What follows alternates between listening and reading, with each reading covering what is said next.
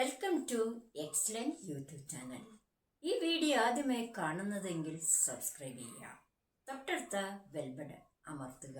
Dear students, Kannur university പ്രോഗ്രാംസിലെ first semester accounting for ബിഗിനേഴ്സിൻ്റെ exam ടെസ്റ്റിലേക്കാണ് ഇന്ന് നമ്മൾ പ്രവേശിക്കുന്നത്. First of all, format of journal. നമ്മൾ ഏത് ക്വസ്റ്റ്യൻ പേപ്പർ നോക്കിയാലും നമുക്ക് ജേർണൽ കാണാൻ സാധിക്കുന്നുണ്ട്. ആ ജേർണല് എങ്ങനെയാണ്, നമുക്ക് എത്ര കോളം വേണം, ഇതൊക്കെയാണ് നമ്മൾ ഇതിൽ നിന്നും പഠിക്കാൻ വേണ്ടി പോകുന്നത്. ഫോർമാറ്റ് ഓഫ് ജേർണൽ എന്ന് ഞാനിവിടെ നോട്ട് ചെയ്ത് വെക്കുന്നു. ഒരു ജേർണലിന് എത്ര കോളംസ് ആണ് ഉണ്ടായിരിക്കേണ്ടത്, അതാണ് ആദ്യം നമ്മൾ മനസ്സിലാക്കേണ്ടത്. 5 columns ആണ് ജേർണലിന് വേണ്ടത്. 5 columns. First, second, third, fourth, fifth, ഇങ്ങനെ 5 columns ആണ് ഇതിനുള്ളത്. ഇനി ഫസ്റ്റ് കോളം എന്ന് പറഞ്ഞാൽ എന്താണ്? ഡേറ്റ് ആണ്. ട്രാൻസാക്ഷൻ നടക്കുന്ന date, year, month and date എന്നാണ് അതിന് പറയുക. സെക്കൻഡ് കോളം പർട്ടിക്കുലേഴ്സ്, ട്രാൻസാക്ഷൻ നടക്കുന്നതിൻ്റെ ഡീറ്റെയിൽസ് വളരെ ഷോർട്ട് രീതിയിൽ എഴുതുന്നതാണ് എന്ത് പറയുന്നത്? പർട്ടിക്കുലേഴ്സ് എന്ന് പറയുക. Third column LF, ledger folio. Fourth column debit amount. എമൗണ്ടിന് നമുക്ക് എന്താ എഴുതാം? RS എന്ന് വേണമെങ്കിൽ സൂചിപ്പിക്കാം. Last column, fifth column credit. RS എന്ന് കാണിക്കാം, എമൗണ്ട് ആയതുകൊണ്ട്. ശ്രദ്ധിക്കുക, ലിസൺ ഹിയർ. ജേർണലിൽ 5 columns ആണ് വരുന്നത്. ഫസ്റ്റ് കോളം ഡേറ്റ് ആണ്. ഡേറ്റ് കോളത്തിൽ ഇയർ എഴുതുന്നു, മന്ത്, ഡേറ്റ്. എങ്ങനെ എഴുതുന്നതെന്ന് നോക്കാം. 2026 ഇയർ നമ്മൾ എഴുതി അല്ലേ. ഇനി മന്ത് നമുക്കറിയാം, ജൂൺ ആണെന്നറിയാം, ജൂൺ എഴുതി. ഇനി എന്താണ്? ഡേറ്റ് ആണ്. ഡേറ്റ് അതിൻ്റെ തൊട്ട് നേരത്തെ എഴുതുന്നു. ഇന്നത്തെ ഡേറ്റ് എത്രയാണ്? 7 എന്ന് പറഞ്ഞാൽ ട്രാൻസാക്ഷൻ നടക്കുന്ന ഡേറ്റ്. അപ്പം നമുക്ക് എന്തൊക്കെ എഴുതാൻ ഡേറ്റ് കോളത്തിൽ? Year, month, date. Second columns particulars, transaction നടക്കുന്നത്, നമ്മുടെ കയ്യിലേക്ക് വരുന്നത്, നമ്മുടെ കയ്യിൽ നിന്ന് പോകുന്നത്, അങ്ങനെ എൻട്രി ചെയ്യുന്നതാണ് പർട്ടിക്കുലേഴ്സ് കോളം എന്ന് പറയുക. LF എന്ന് പറഞ്ഞാൽ ജേർണൽ എഴുതിയത് നമ്മൾ ഏത് ബുക്കിലേക്ക് എടുത്തെഴുതുന്നു? ലെഡ്ജറിലേക്ക് എടുത്തു. അതാണ് ലെഡ്ജർ ഫോളിയോന്റെ അഡോപ്റ്റ് ചെയ്യുന്നത്. ഇത് കമ്പനിയിലാണ് നമ്മൾ സാധാരണ ഫോളോ ചെയ്യാറുള്ളത്. Fourth column debit amount. നമ്മൾ ഡെപ്റ്റർ എന്ന് പറഞ്ഞ് എഴുതിയത് എന്താണോ അത് നേരെ ഡെബിറ്റ് കോളത്തിൽ നമ്മൾ എമൗണ്ട് എൻട്രി ചെയ്യുന്നു. Next credit amount. നമ്മൾ പർട്ടിക്കുലേഴ്സ് കോളത്തിൽ എന്താണ് ക്രെഡിറ്റ് ചെയ്ത് അതിൻ്റെ നേരെ ക്രെഡിറ്റ് കോളത്തിൽ എമൗണ്ട് എഴുതുന്നു. ഇനി വേറൊരു കാര്യം കൂടിയുണ്ട് ജേർണൽ എഴുതാൻ. ട്രാൻസാക്ഷൻ എഴുതിയതിൻ്റെ എന്താണ് ജേർണൽ എഴുതിയതിൻ്റെ അതിൻ്റെ NP ഷോർട്ട് എന്താണ്? ഡെപ്റ്റർ എന്ന് എഴുതി, ക്രെഡിറ്റ് എഴുതി. അതിന് എന്തുകൊണ്ടാണ് ഈ ട്രാൻസാക്ഷൻ എഴുതിയെന്ന് കാണിക്കാൻ വേണ്ടി ആ ട്രാൻസാക്ഷൻ എടുത്തെഴുതിയാൽ മതി. നെക്സ്റ്റ് എന്ത് ചെയ്യുന്നു? പർട്ടിക്കുലേഴ്സ് കോളം അണ്ടർലൈൻ ചെയ്യുക. ഒരു ജേർണൽ കഴിഞ്ഞാൽ, ഒരു ട്രാൻസാക്ഷൻ കഴിഞ്ഞാൽ, അല്ലെങ്കിൽ ജേർണൽ എൻട്രി എഴുതി കഴിഞ്ഞാൽ എന്ത് ചെയ്യണം? ആ പർട്ടിക്കുലർ കോളം ക്ലോസ് ചെയ്യുക പറഞ്ഞാൽ ആ ട്രാൻസാക്ഷൻ കഴിഞ്ഞു എന്നാണ് അതിൽ നിന്ന് നമുക്ക് മനസ്സിലാക്കാൻ സാധിക്കുക. അപ്പോൾ അതാണ് ജേർണൽ എഴുതുമ്പോൾ date, particulars, LF, debit amount, credit amount. Particulars കോളത്തിൽ ആദ്യം ഡെപ്റ്റർ എന്താണെന്ന് എഴുതുന്നു, സെക്കൻഡ് ക്രെഡിറ്റർ എന്താണെന്ന് എഴുതുന്നു, നെക്സ്റ്റ് എന്താണ് ആ ജേർണൽ എൻട്രി ഇത് എന്താണെന്ന് ആ ട്രാൻസാക്ഷൻ എടുത്തെഴുതുന്നു. ലാസ്റ്റ് എന്ത് ചെയ്യുന്നു? ആ ട്രാൻസാക്ഷൻ ആ ജേർണൽ എൻട്രി കഴിഞ്ഞതിന് മനസ്സിലാക്കാൻ വേണ്ടി നമ്മൾ എന്ത് എഴുതുന്നു? പർട്ടിക്കുലേഴ്സ് കോളം മാത്രം നമ്മൾ അണ്ടർലൈൻ ചെയ്യുന്നു. ഇങ്ങനെയാണ് ഓരോ ട്രാൻസാക്ഷൻ്റെയും ജേർണൽ എൻട്രി നമ്മൾ എഴുതേണ്ടത്. സെക്കൻഡ് അപ്പോൾ ലെഡ്ജർ, അക്കൗണ്ട്സിൻ്റെ ഫോം. ജേർണൽ എഴുതുമ്പോൾ ഓരോ ട്രാൻസാക്ഷനും എന്താണ്? ഓരോ ഐറ്റത്തിന് സെപ്പറേറ്റ് അക്കൗണ്ട്സ് മെയിൻറ്റെയിൻ ചെയ്യണം. അതാണ് അക്കൗണ്ട്സ്. അതിനെ ഗ്രൂപ്പ് ഓഫ് അക്കൗണ്ട്സ് എന്നാണ് ലെഡ്ജറിനെ നമുക്ക് പറയാൻ വേണ്ടി സാധിക്കാം. ഓരോ ട്രാൻസാക്ഷനും നമ്മൾ എന്തെഴുതണം? അക്കൗണ്ട്സ് ക്രിയേറ്റ് ചെയ്യണം. അക്കൗണ്ട്സിൻ്റെ ഫോർമാറ്റാണ് ഇനി നമ്മൾ പഠിക്കണം. ഫോർമാറ്റ് ഓഫ് അക്കൗണ്ട്സിനെ നമുക്ക് ഷോർട്ട് ആൻഡ് A/C എന്ന് വേണമെങ്കിൽ എഴുതാം. അങ്ങനെയാണ് നമ്മൾ പ്രോബ്ലത്തിൽ നമ്മൾ സാധാരണ കേസിൽ യൂസ് ചെയ്യുന്നത്. ഇനി ഇതിന് എത്ര കോളംസ് വേണമെന്നാണ് അത് നമ്മൾ മനസ്സിലാക്കേണ്ടത്. ഇതിനെ ഞാൻ 2ആയി ഡിവൈഡ് ചെയ്ത് എത്ര കോളമാണെന്ന് ഇപ്പൊ തന്നെ നിങ്ങൾക്ക് മനസ്സിലാക്കാം അല്ലേ? ഓക്കെ, ഈ സൈഡിൽ നിന്ന് ടോപ്പിൽ DR ഡെബിറ്റ് സൈഡ് എന്നാണ് മനസ്സിലാക്കുക. ഈ സൈഡിൽ ടോപ്പിൽ ഞാൻ എന്ത് എഴുതി? CR ക്രെഡിറ്റ് സൈഡ് എന്ന് മനസ്സിലാക്കാം. ഇനി ഡേറ്റ് ഡേറ്റ് എഴുതി. പർട്ടിക്കുലേഴ്സ് സെക്കൻഡ് കോളം ഏതാണ്? പർട്ടിക്കുലേഴ്സ്. JF ജേണൽ നിന്നാണ് ലെഡ്ജറിലേക്ക് എടുത്തെഴുതുന്നത്. എമൗണ്ട് നെക്സ്റ്റ് കോളം എമൗണ്ട് അല്ലെങ്കിൽ RS എഴുതാം. Next date particulars JF amount. ഇപ്പോൾ ഒരു അക്കൗണ്ട്സിന് എത്ര കോളമുണ്ട്? 8 കോളമുണ്ട് അല്ലേ?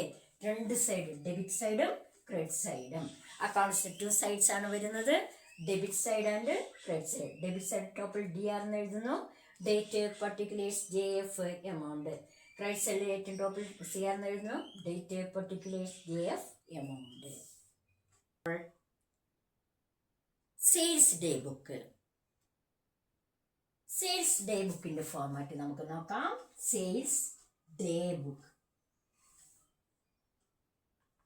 6th മാർക്കിനൊക്കെ ചോദിക്കുന്ന ഒരു പാർട്ടാണ് സെയിൽസ് ഡേ ബുക്ക്. എത്ര കോളംസാ വരുന്നതെന്ന് നോക്കാം. 6 കോളംസ് ആണ് വരുന്നത്. ഫസ്റ്റ് കോളം നിങ്ങൾക്ക് എല്ലാവർക്കും അറിയാം, സെക്കൻഡ് കോളം അറിയാം അല്ലേ? ഇനിയുള്ള കോളംസ് ആണ് നമ്മൾ മനസ്സിലാക്കേണ്ടത്. Next column invoice. Next column ഒരു കോളം ഉണ്ട്. നെക്സ്റ്റ് കോളം ഇത്രയും കോളംസ് 6th കോളംസ് ആണ് വരുന്നത്. കോളംസ് ഓരോന്ന് നോക്കാം. Date. Second column particulars.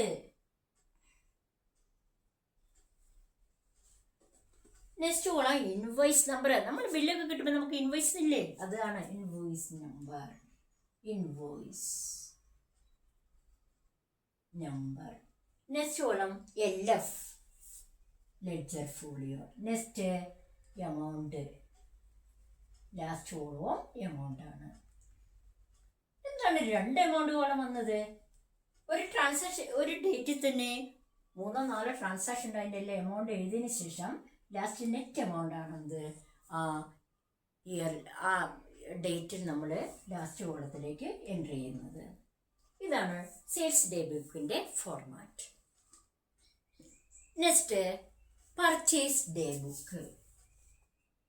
Purchase day book. ഇതിനും 6th കോളമാണ് വരിക. 6th കോളം നോക്കാം.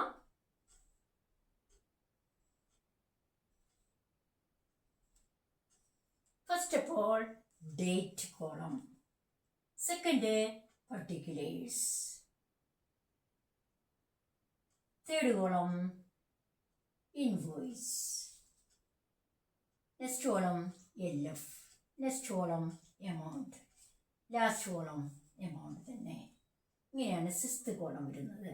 അപ്പോൾ പർച്ചേസ് ഡേ ബുക്കിൽ first column date, year, month, date. Next column particulars, കമ്പനിയുടെ പേരുണ്ടാകും, അതിൻ്റെ ഡീറ്റെയിൽസ് എൻ്റർ ചെയ്യുന്നത്. Invoice number, LF, debit. ഇവിടെ നമുക്ക് ഡെബിറ്റോ ക്രെഡിറ്റോ ഉണ്ടോ? ഇല്ല. ഇവിടെ നമുക്ക് എന്താണ്? എമൗണ്ട് ആണ്.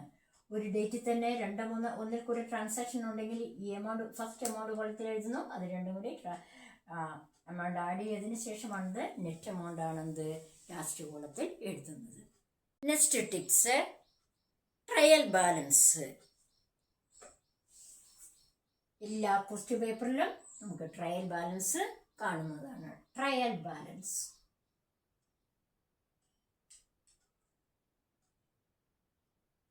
ട്രയൽ ബാലൻസ് എത്ര കോളമാണെന്ന് ആദ്യം നമുക്ക് മനസ്സിലാക്കണം. Trial balance.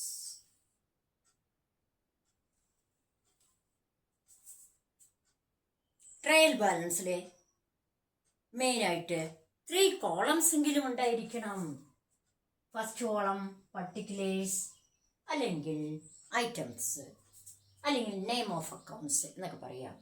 Second column debit കോളവും ക്രെഡിറ്റ് കോളവും നോക്കാം. First column name of accounts, അക്കൗണ്ട്സിൻ്റെ name of accounts. Second column debit amount ആണ്, ഡെബിറ്റ് RS എന്ന് എഴുതാം. തേർഡ് കോളം ക്രെഡിറ്റ് RS എന്ന് എമൗണ്ടിന് എഴുതാം. നെയിം ഓഫ് അക്കൗണ്ട്സ് ഓരോ ഐറ്റത്തിൻ്റെയും അക്കൗണ്ട്സ് നമ്മൾ ക്രിയേറ്റ് ചെയ്ത് അതിൽ നിന്ന് എടുത്തിരുന്ന സമ്മറിയാണ്, അക്കൗണ്ട്സിൻ്റെ സമ്മറിയാണ് എന്ന് പറയുന്നത് ട്രയൽ ബാലൻസ് എന്ന് പറയുക. ട്രയൽ ബാലൻസിൽ ഡെബിറ്റ് കോളത്തിൽ ഏതൊക്കെ ഐറ്റമാണ് വരുന്നത്, ക്രെഡിറ്റ് കോളത്തിൽ ഏതൊക്കെ ഐറ്റമാണ് വരുന്നത്, ഇത് നമ്മൾ അറിഞ്ഞേ അതെങ്കിൽ മാത്രമേ നമുക്ക് എഴുതാൻ സാധിക്കുള്ളൂ. അതിൽ അസറ്റ്സ് എപ്പോഴും ഡെബിറ്റ് ബാലൻസ് ആണ്, ആസ്തിയാണ്. ഡെബിറ്റ് ബാലൻസ് നമ്മളൊരു എമൗണ്ടിന് പകരം ഒരു ഇൻഡ് മാർക്ക് ഇട്ടു. നെക്സ്റ്റ് എക്സ്പെൻസ് എപ്പോഴും എവിടെയേ വരുള്ളൂ, ചെലവാണല്ലേ, ഡെബിറ്റ് കോളത്തിൽ. ഡ്രോയിങ്സ് ഡെബിറ്റ് കോളത്തിൽ. കോമൺ ആയി പറയുന്ന കാര്യങ്ങൾ മാത്രമേ പറയുന്നുള്ളൂ. Next liabilities,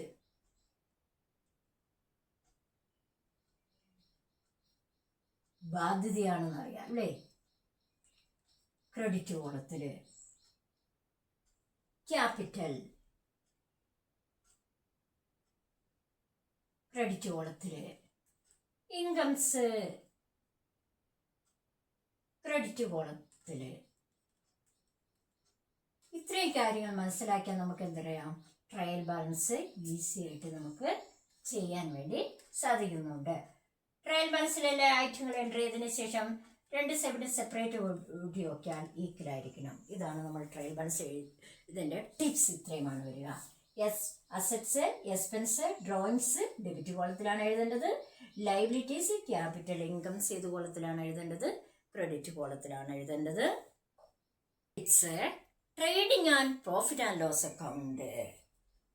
format of trading and profit and loss account. Next നമ്മൾ അതിൻ്റെ നെക്സ്റ്റ് ടിപ്സ് നമ്മൾ പഠിക്കുന്നത്. ഇനി ഹെഡിങ് എങ്ങനെ എഴുതാം, ട്രേഡിംഗ്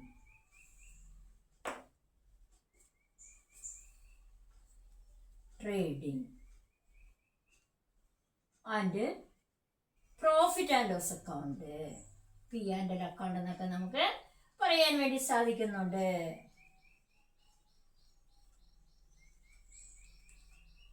നാല് കോളമാണ്, 8 കോളം എങ്കിൽ പോലും എന്താണ്, നമ്മൾ ഇങ്ങനത്തെ അക്കൗണ്ട്സ് കഴിക്കുമ്പോൾ 4 കോളമേ ആവശ്യമുള്ളൂ. ഉണ്ടോ? ഡെബിറ്റ് സൈഡ് ടോപ്പിൽ DR എന്ന് എഴുതുന്നു, ക്രെഡിറ്റ് സൈഡ് ടോപ്പിൽ CR എന്ന് എഴുതുന്നു. പർട്ടിക്കുലേഴ്സ്,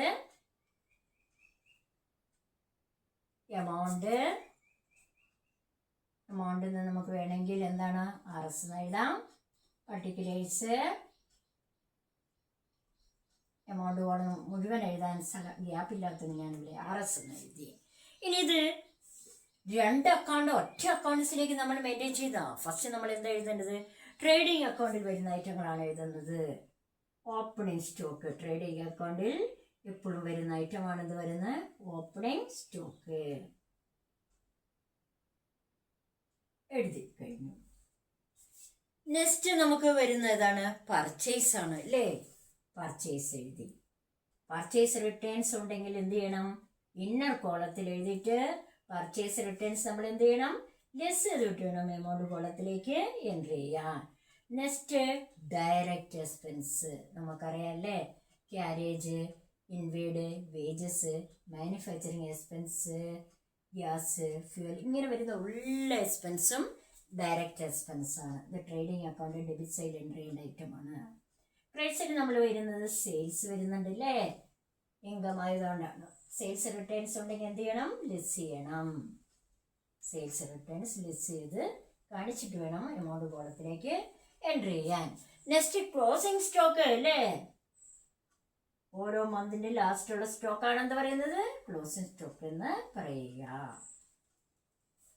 ട്രേഡിംഗ് അക്കൗണ്ടിൽ വരുന്ന ഐറ്റങ്ങളൊക്കെ എൻട്രി ചെയ്തതിനു ശേഷം എന്ത് ചെയ്യണം, രണ്ട് സൈഡിലും സെപ്പറേറ്റ് ബാലൻസ് കണ്ടുപിടിക്കുക അല്ലേ. സെപ്പറേറ്റ് കൂട്ടി നോക്കുക, എന്നിട്ട് ഏത് സൈഡിലാണ് എമൗണ്ട് കൂടുതലെന്ന് വെച്ചാൽ അതാണ് അവിടെ ബാലൻസ് എടുത്ത് എഴുതുക. ഡെബിറ്റ് സൈഡിലെ എമൗണ്ട് കുറവെങ്കിൽ അതെന്തായിരിക്കാം, പ്രോഫിറ്റ് ആയിരിക്കും. അതിനെ ഗ്രോസ് പ്രോഫിറ്റ് എന്നാണ് നമ്മൾ പറയുക. CBD എന്ന് നമ്മൾ നോട്ട് ചെയ്ത് വയ്ക്കുന്നു. ക്രെഡിറ്റ് സൈഡിലാണ് എമൗണ്ട് കുറവെങ്കിലോ അവിടെ ഗ്രോസ് ലോസ് ആയിരിക്കും അല്ലേ, CBD. ട്രേഡിംഗ് അക്കൗണ്ട് കഴിഞ്ഞാൽ അതിന്റെ ബാലൻസ് എങ്ങോട്ടേക്ക് എടുത്തെഴുതുന്നു, പ്രോഫിറ്റ് ആൻഡ് ലോസ്. നെക്സ്റ്റ് ഏതാണ്, ഇവിടെ ഗ്രോസ് പ്രോഫിറ്റ് നമുക്ക് ഏത് സൈഡിലേക്ക് എൻട്രി ചെയ്യുന്നു, നേരെ ഓപ്പോസിറ്റ് സൈഡ് ഏത് സൈഡിലേക്കാണ് എൻട്രി ചെയ്യുക, ക്രെഡിറ്റ് സൈഡിലേക്കാണ് എൻട്രി ചെയ്യുക. Gross profit BD. ലോസ് ആയിരുന്നെങ്കിലോ ഡെബിറ്റ് സൈഡിലാണ് എൻട്രി ചെയ്യേണ്ടത്. Gross loss BD. ഇനി നമ്മൾ എന്താ എൻട്രി ചെയ്യുന്നത്, ഇൻഡയറക്റ്റ് എക്സ്പെൻസ് എല്ലാം ഏത് സൈഡിൽ എൻട്രി ചെയ്യുന്നു, ഡെബിറ്റ് സൈഡിലാണ് എൻട്രി ചെയ്യുക. ഇൻഡയറക്റ്റ് എക്സ്പെൻസ്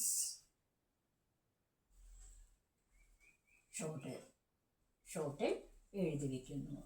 ഇൻഡയറക്റ്റ് എക്സ്പെൻസ് ഏതൊക്കെയാണെന്ന് അറിയാം അല്ലേ, റെന്റ്, സാലറീസ്, അതുപോലെ തന്നെ ഓഡിറ്റ് ഫീസ്, ഡിപ്രീസിയേഷൻസ്, ഇങ്ങനെ വരുന്ന എല്ലാ എക്സ്പെൻസും. ക്രെഡിറ്റ്സിൽ നമ്മൾ എൻട്രി ചെയ്യുന്ന ഇൻകംസ് ആണ്, ഇൻഡയറക്റ്റ് ഇൻകംസ്. ഇൻകംസ് ഏതൊക്കെയാണ് വരിക, റെന്റ് റിസീവ്ഡ്, കമ്മീഷൻ റിസീവ്ഡ്, അതുപോലെ തന്നെ ഇൻട്രസ്റ്റ് റിസീവ്ഡ്, ഇങ്ങനെ എല്ലാ ഇൻഡയറക്റ്റ് ഇൻകംസ് എവിടെ എഴുതുന്നു, ക്രെഡിറ്റ് സൈഡിൽ എൻട്രി ചെയ്യുന്നു. നെക്സ്റ്റ് എന്താണ്, ഏത് ഐറ്റങ്ങൾ എൻട്രി ചെയ്ത് കഴിഞ്ഞാൽ ഏത് സൈഡിലാണ് ബാലൻസ് അത് രണ്ട് സൈഡിലും ടോട്ടലായിട്ട് എഴുതുന്നു. ഡെബിറ്റ് സൈഡിലാണ് എമൗണ്ട് കുറവെങ്കിൽ എവിടെയാണ് എഴുതാതെ, പ്രോഫിറ്റ് ആയിരിക്കാം. Net profit transferred to capital account മുഴുവൻ നമ്മൾ എഴുതണം. ഇവിടെ എനിക്ക് എഴുതാൻ സ്ഥലമില്ലാത്തതുകൊണ്ടാണ്. ക്രെഡിറ്റ് സൈഡിൽ നെറ്റ് ലോസ് ആണെങ്കിലോ ക്രെഡിറ്റ് സൈഡിലാണ് എൻട്രി ചെയ്യുക. Net loss transferred to capital account. ഇത് ബാലൻസ് ഷീറ്റിലെ ക്യാപിറ്റലിനോടുകൂടി അഡ്ജസ്റ്റ് ചെയ്യേണ്ട ഐറ്റമാണ്. ടിപ്സ്, ബാലൻസ് ഷീറ്റ് ഫോർമാറ്റോ, ബാലൻസ് ഷീറ്റിന്റെ ഫോർമാറ്റ് എന്താന്ന് നോക്കാം. ബാലൻസ് ഷീറ്റിന് ഒരിക്കലും ഡെബിറ്റ് സൈഡോ ക്രെഡിറ്റ് സൈഡോ ഇല്ല അല്ലേ, ഇതിന് 2 സൈഡ്സുകളാണ് വേണ്ടത്. സൈഡുകൾ, liability side and asset side, ഇങ്ങനെ 2 സൈഡുകളാണ് വരുന്നത്. 4 കോളംസ് ആണ് വരുന്നത്.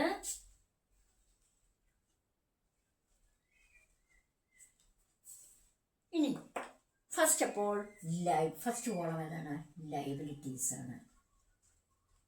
ലയബിലിറ്റീസ് ഐറ്റം എൻട്രി ചെയ്തു. സെക്കൻഡ് കോളം എമൗണ്ട്, RS എന്നൊക്കെ നമുക്ക് എഴുതാം അല്ലേ. Third column assets. Next column amount ആണ്, RS എന്ന് ഞാൻ ഇവിടെ എഴുതി.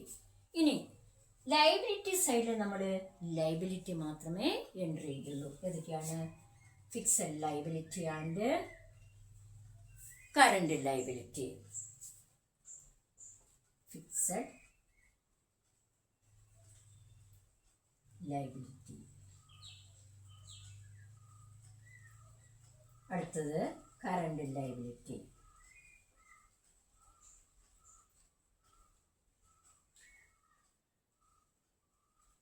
അസറ്റ് സൈഡിൽ നമ്മൾ എൻട്രി ചെയ്യുന്നത് ഫിക്സഡ് അസറ്റും ഫിക്സഡ് അസറ്റ്സ്, കറണ്ട് അസറ്റ്സ്.